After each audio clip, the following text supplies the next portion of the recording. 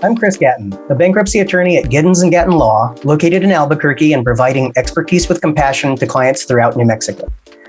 We often have clients who come to us because they have been or are about to be sued.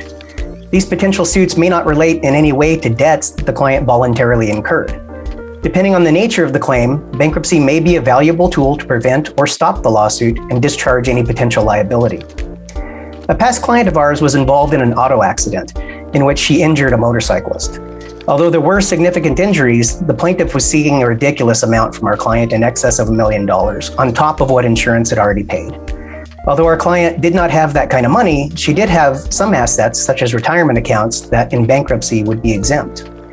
After consulting with us, it looked like a Chapter 7 bankruptcy was the best option. She did have some non-exempt assets that she would lose in bankruptcy, but the amount was minimal compared to the cost of litigation and the potential judgment. After we filed the Chapter 7 case, the plaintiff filed an adversary case claiming the debt was not dischargeable in bankruptcy based on it being a willful and malicious injury.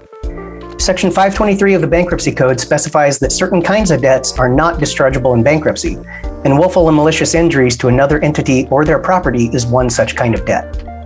To qualify as a willful and malicious injury, however, an act must have been intentional, not negligent. The plaintiff attempted to make the argument that the act of driving was an intentional act and that the unintended harm didn't matter. It qualified as willful and malicious. However, that argument has been rejected by countless courts, including the U.S. Supreme Court, often in the context of a surgeon willfully performing an operation where an unintended injury results to the patient. Courts have unanimously held that exceptions to discharge are to be construed narrowly, and broadening the exception to make debts from intentional acts that cause unintended injuries non-dischargeable is contrary to the notion that exceptions to discharge should be confined to those plainly expressed. We sent a letter explaining the case law to the plaintiff's counsel and convinced them that they could not pursue the non-dischargeability claim. The claim was voluntarily dismissed by the plaintiff, and the debtor received her Chapter 7 discharge, keeping most of her assets and discharging any liability for the accident. If you've been threatened with a lawsuit or have been sued, bankruptcy may be an option to efficiently deal with the litigation.